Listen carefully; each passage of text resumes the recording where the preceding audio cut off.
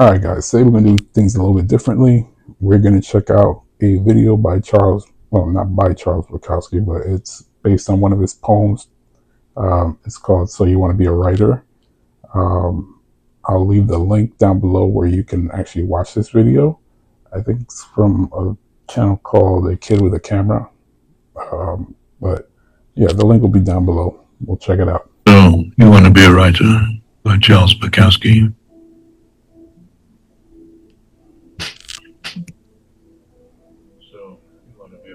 If it doesn't come bursting out of you, in spite of everything, don't do it. As it comes unasked out of your heart and your mind and your mouth and your gut, don't do it.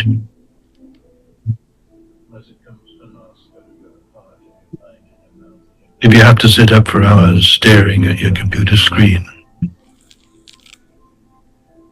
or hunched over your typewriter, searching for words, don't do it. So at the beginning of this, it sounds like he's telling you, if you don't have the words or you're struggling sitting in front of a computer or a typewriter and nothing's flowing from you, don't even try being a writer. I take issues with that because there have been times where I've sat at my computer and words are just flying out of me. And it's like, okay, bam, I'm getting through chapters left and right. And then there are days where I'll sit at the computer and it's just like nothing at all is coming out of me. But I still want to be a writer. I have the passion for it. It's just some days things click and some days don't. It's almost like telling someone who's a really good baseball player, hey, unless every day you're going out there and hitting home runs, don't be a baseball player. Or someone who's a basketball player, hey, if you're not hitting every 3-pointer you shoot, don't do it. Don't be a basketball player. Can you imagine telling that to Michael Jordan, Stephen Curry, LeBron James, any of those people? What, you missed a couple of shots? Nope, it wasn't meant to be. You're not meant to be an NBA player. That makes no sense to me. So for me, being an author, that is what it's like. There's days where words just come out of you nonstop. So for him to say, don't do it, to me, that just doesn't make any sense. If you're doing it for money, for fame, don't do it.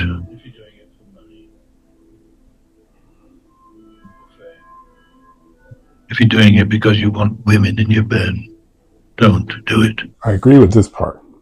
If you're doing it for money, fame, or just to sleep with women, yeah, don't do this.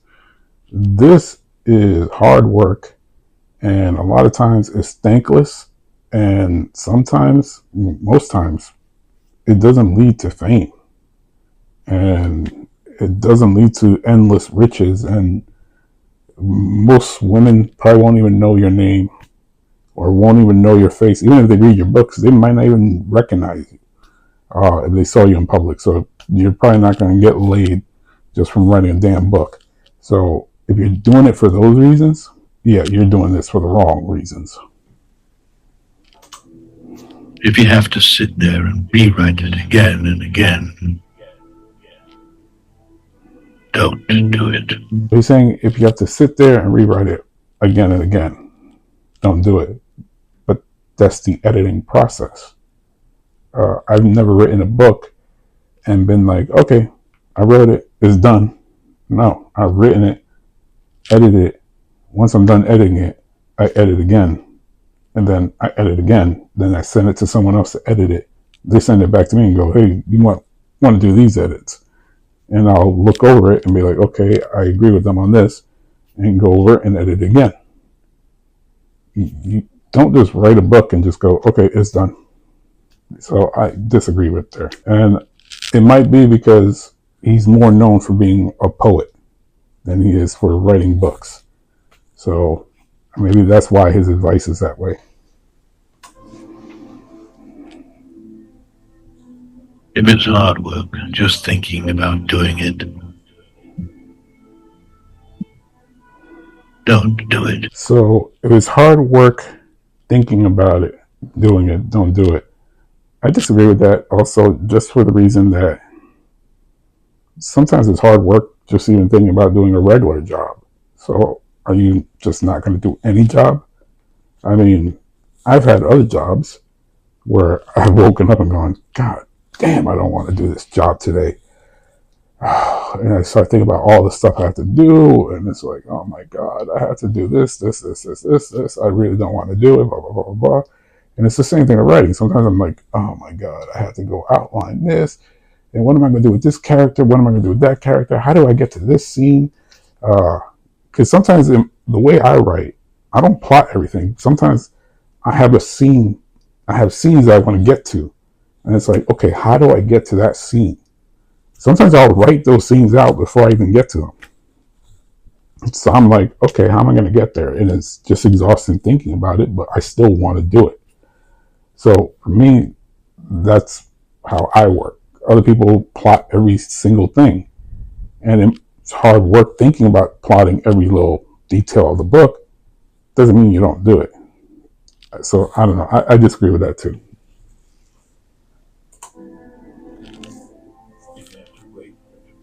If you're trying to write like somebody else, forget about it.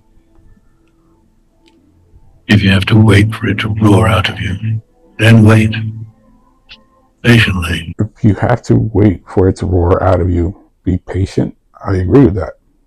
Sometimes you have to occupy your mind with something else. And that way, when you do that, all of a sudden, these ideas start flowing out of you. I just did a video on how to defeat writer's block. And it was like scientific ways to defeat writer's block. And one of the ones, number one that was on the list was get up and go outside and work out. Either walking or go to the gym or do something like that. And one of the other ones was do some type of monotonous work, something that takes your brain off of thinking about writing. So like folding clothes, doing your laundry, something where you don't have to think too much. So that to me makes sense. If it never does roar out of you, do something else. If you first have to read it to your wife or your girlfriend or your boyfriend or your parents or to anybody at all, you're not ready. Don't be like so many writers. Don't be like so many thousands of people who call themselves writers. Hold on. So you're dull, pretentious, and filled with self-love if you have people read your work before you submit it? That makes no sense at all.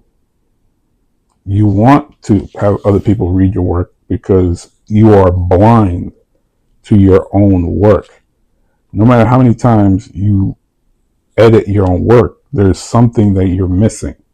And that's why you have people read the work that you did, because they'll be able to spot something that maybe you didn't spot because you've read it so many times, you're not seeing it.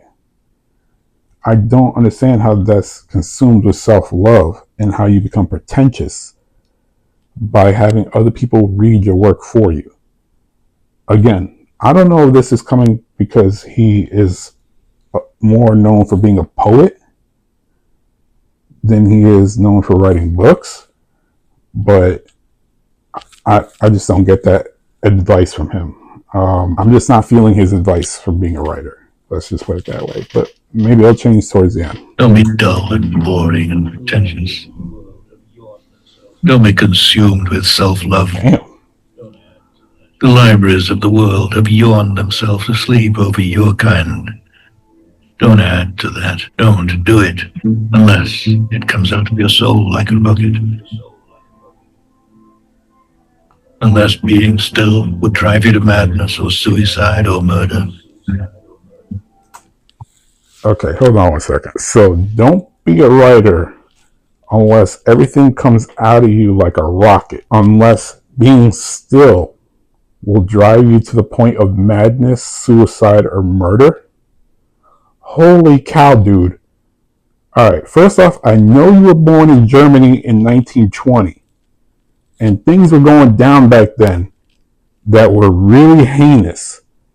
But to tell authors that unless things are flying out of you, words are just flying out of you and onto paper, and unless being still would drive you to the point of madness, suicide, or murder, to not do it, holy cow, dude. Holy cow.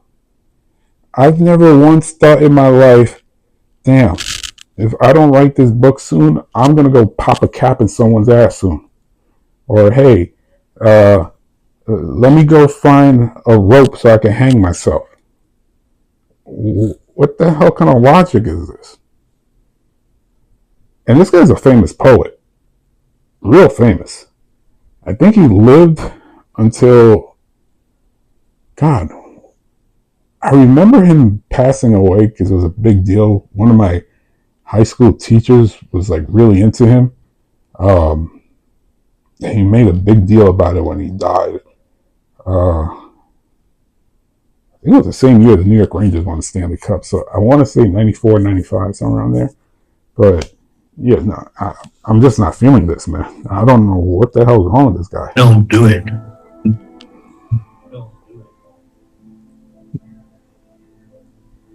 Unless the sun inside you is burning your gut. Don't do it. When it is truly time, if you have been chosen, it will do it by itself. And then it will keep on doing it until you die.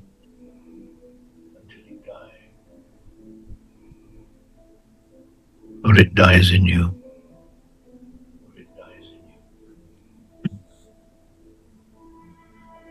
There is no other way. And there never was.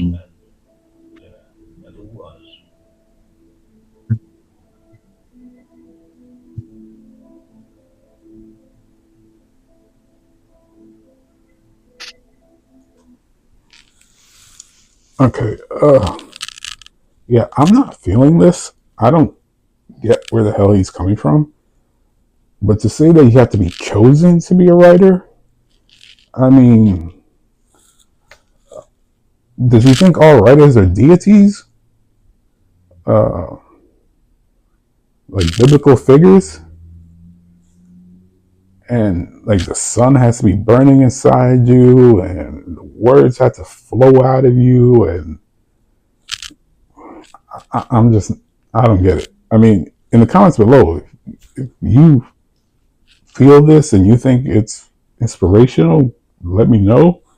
But for me, this guy is like a downer, man. Like, damn. This guy's talking about committing murders, ending your own life.